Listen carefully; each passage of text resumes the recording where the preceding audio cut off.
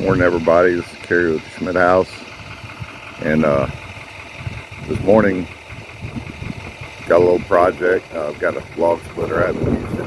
I started it a couple of years, so we got some cold weather coming, and I need to split a little wood. I've got some firewood, but it's too big for our wood stove, so I need to split some wood, and I'm gonna hook up this log splitter, back it in the shop, and see if I can get it running.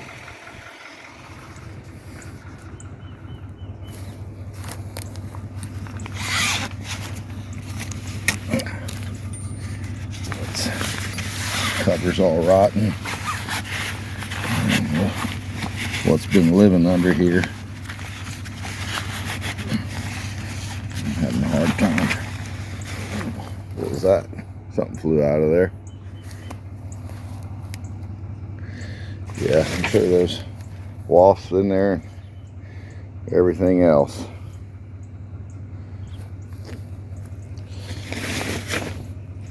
It's a little cold today, so I don't think they'll be bothering me.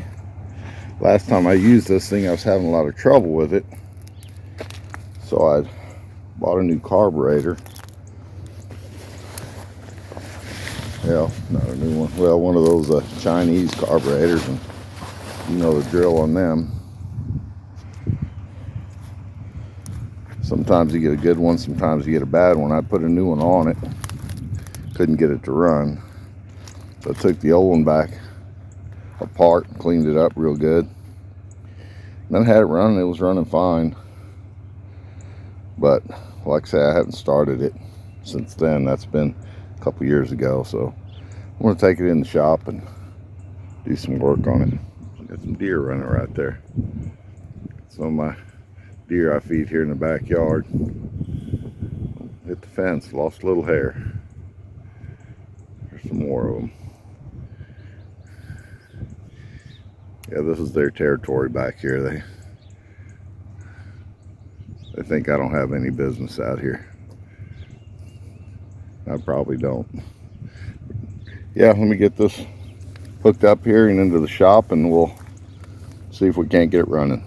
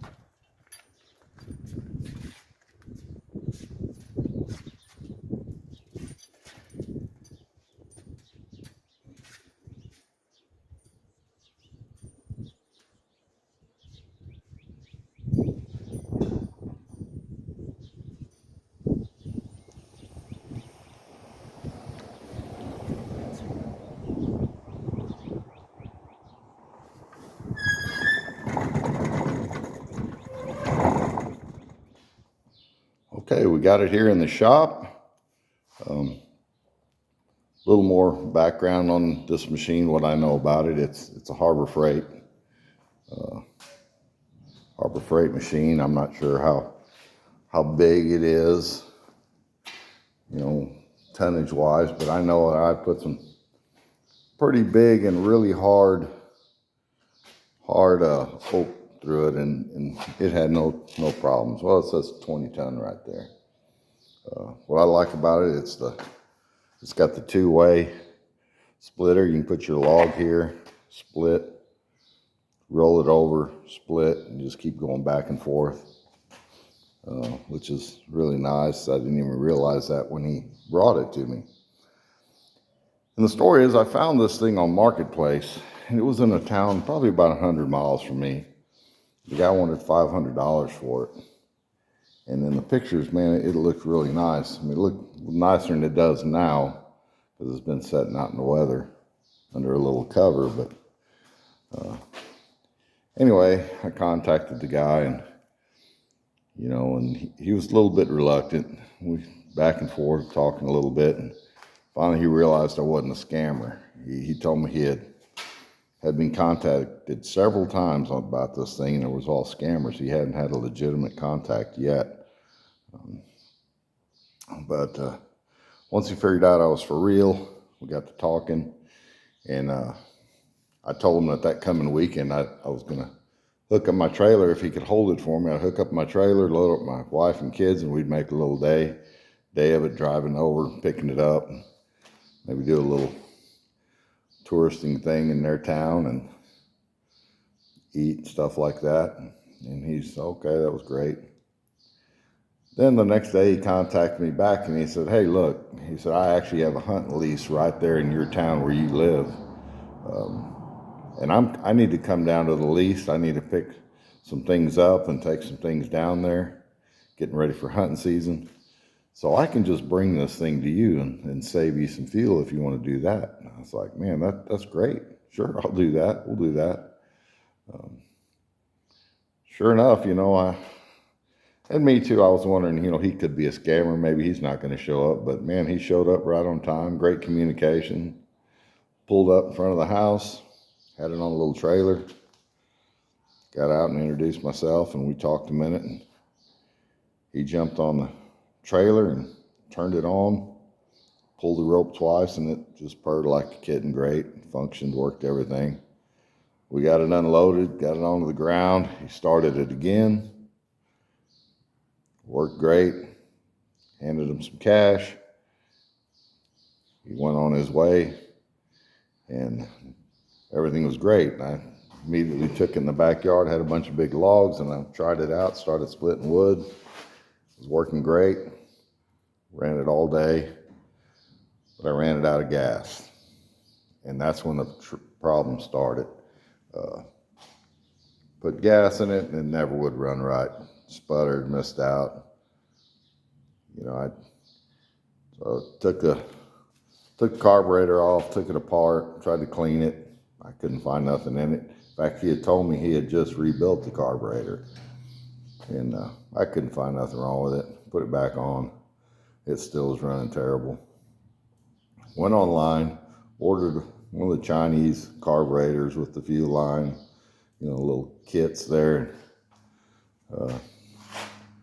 Put it on there, it still wouldn't run. I couldn't even get it to start with that carburetor. Took the old carburetor that I had taken off originally and cleaned, took it all apart again, really cleaned it out, blew everything out that I could figure out could be wrong with it. Put it back together, put it back on here. Man, it cranked and ran perfectly.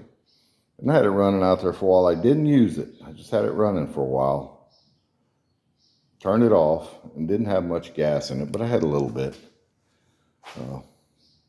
Like the next week, I was going to go split some wood back there, and went to start it. Wouldn't start. Checked the gas. It was out of gas. All the gas had run out somehow. Put a little gas in it. Man, it started and ran. But I couldn't see where the gas was coming out at. I couldn't see any leaks.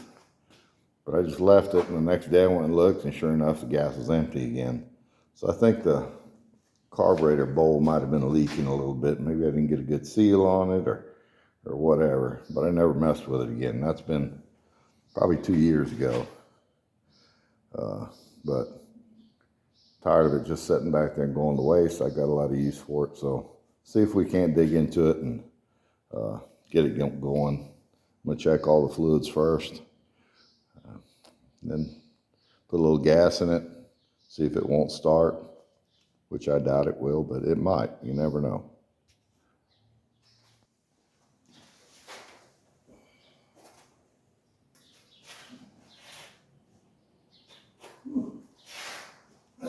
good. Got a black widow right there on my finger. I don't know how it survived the cold temperatures here a few weeks back.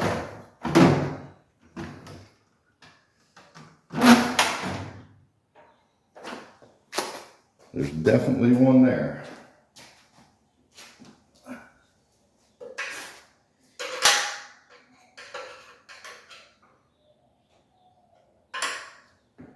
put my finger right into it.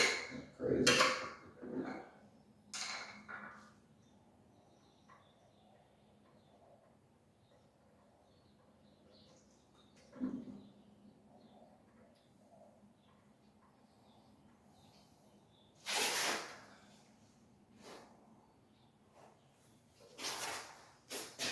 Well, that could be a problem. Like oil smells like fuel.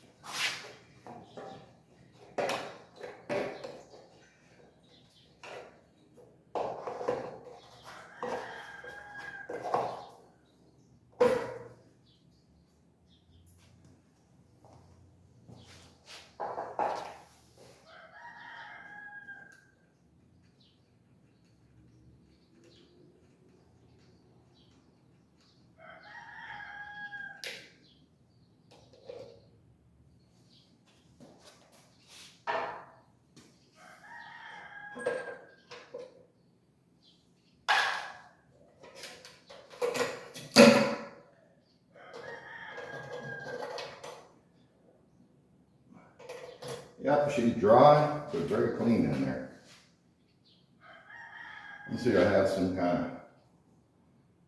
sea foam or something to put in that fuel tank. Try to get it pumped into the carburetor. Some kind of fuel cleaner. See what that does. Well, sadly, I don't have any kind of carburetor cleaner. I'm gonna have the spray type, but I don't know what that's gonna work.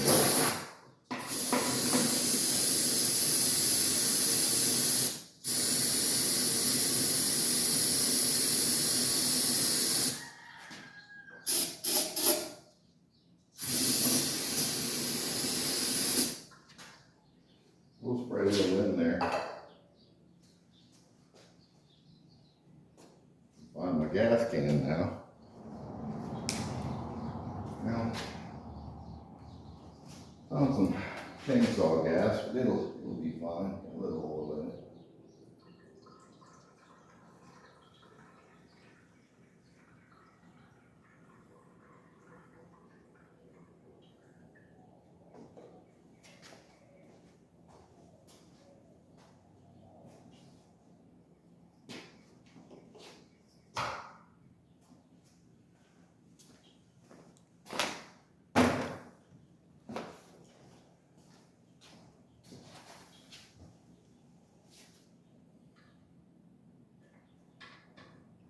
So I get it running on, drain drain all this oil. Put some new oil in it. I don't want to be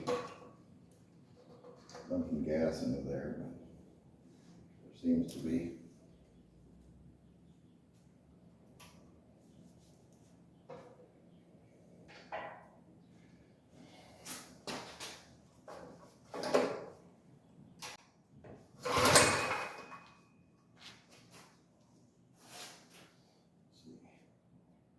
Gas is on. Choke.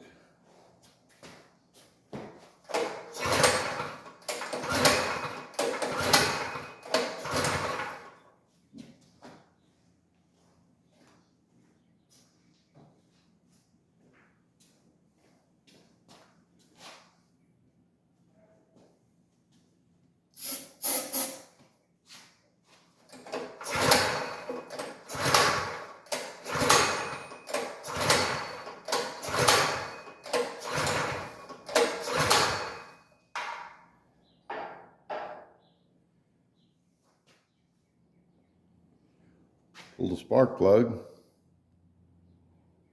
It looks good. I don't see nothing wrong with it. I don't know if it's focusing in for you, but it looks good.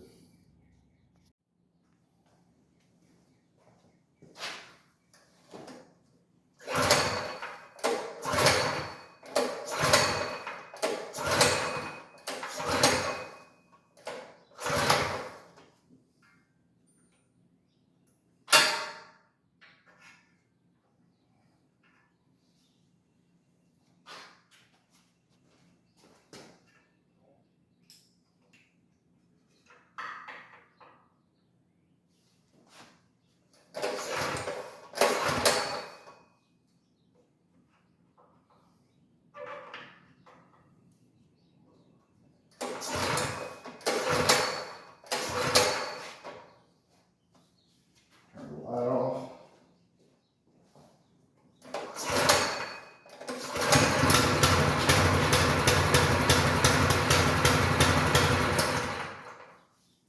Get the spark.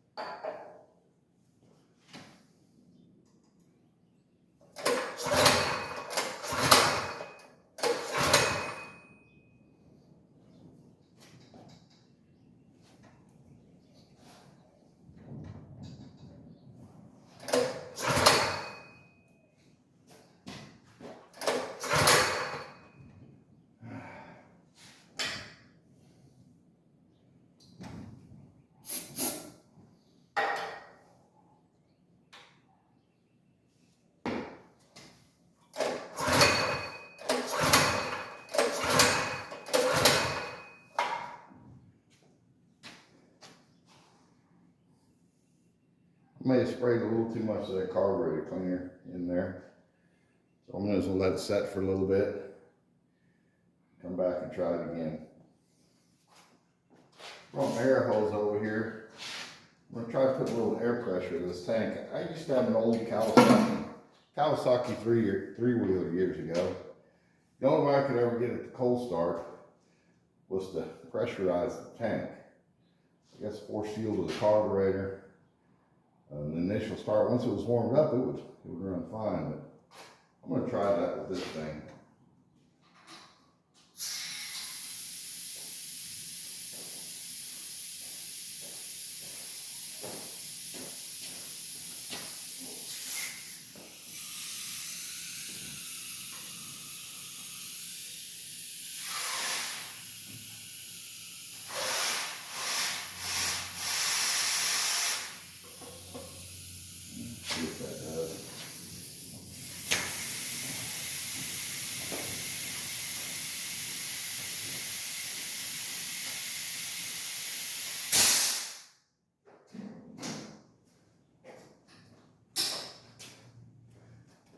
Got my old air pressure nozzle there.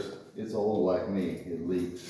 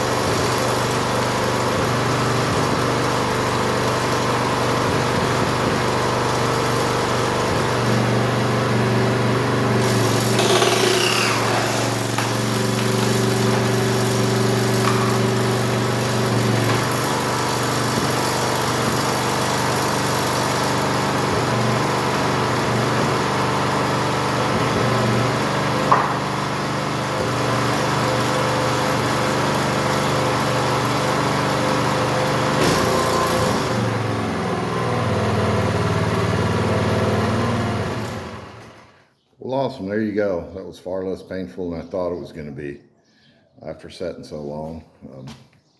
I think one of the good things is all the gas had leaked out, and I need to keep an eye on that and see where that's going. See, I'm going to go ahead and drain the oil, make sure there's nothing getting in there.